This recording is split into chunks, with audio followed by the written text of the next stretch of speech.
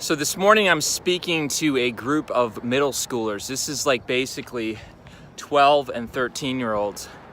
What a beautiful day, by the way, to start your office this way. But here's the point. We're talking today to these young people about patience. And each generation, I think, struggles with patience more and more. I mean, I remember as a kid, my parents telling me like, hey, when we were kids, we didn't have microwaves and this type of thing. And each generation kind of looks back and says, wow, we didn't have smartphones when we were kids, and we didn't have this technology or that technology. Here's the point. Waiting is never easy. Patience is tough. And this morning I'm going to be talking about patience, but here's where I think patience is the most difficult. In the area of perspective. For example, 1 second does not seem very long when it's a life or death situation. 1 second can seem like eternity when you're trying to make it through an intersection and all of a sudden you see a semi coming right at you. 1 second, you want that to take forever so you can get through the intersection. Or try holding your breath.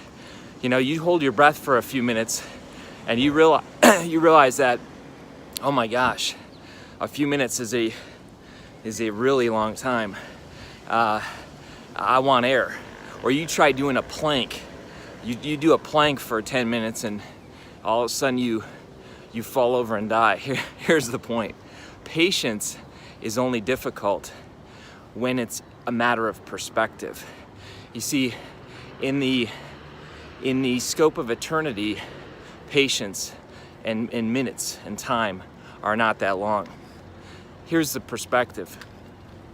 We need to be people who realize that eternity is a very long time. And if you're waiting right now, maybe you're waiting for the right job, you're waiting for the right spouse, you're waiting for that doctor's test to come back. I get it. We can be very impatient. But in the scope of eternity, where you have forever and ever, it kind of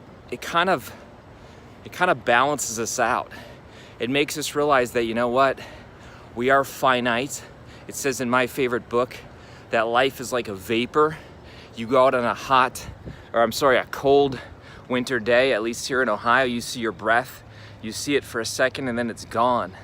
That's how quick our lives are. And so whatever you're waiting for today, I just want to encourage you. I'm telling all these young people today that patience and waiting equals trust. That's the whole bottom line. Waiting equals trust. Patience equals trust. It says in my favorite book that those that wait upon the Lord will renew their strength, right? They will rise up with wings like eagles. They will run and not grow weary. They will walk and not faint, something like that. Here's the point. Waiting. It's something that all of us need to learn. I don't excel with patience. I mean, I'm a driver. Let's go. Let's make it happen. Let's go create something.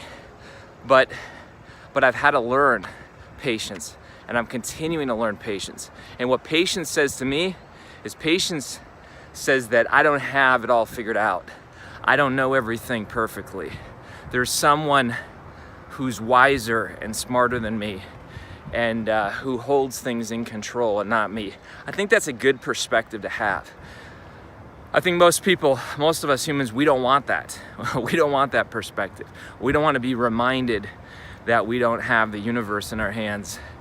But suddenly, in life, circumstances happen and we quickly remember it. We quickly realize it. So the point is this. Whatever your battle is today, whatever your struggle is today, remember, patience is trust. Waiting is trust. And you are not alone. And there is someone out there who is much wiser, much smarter, and much more powerful. And I take comfort in that. This is Kary Oberbrunner. Be a soul on fire today.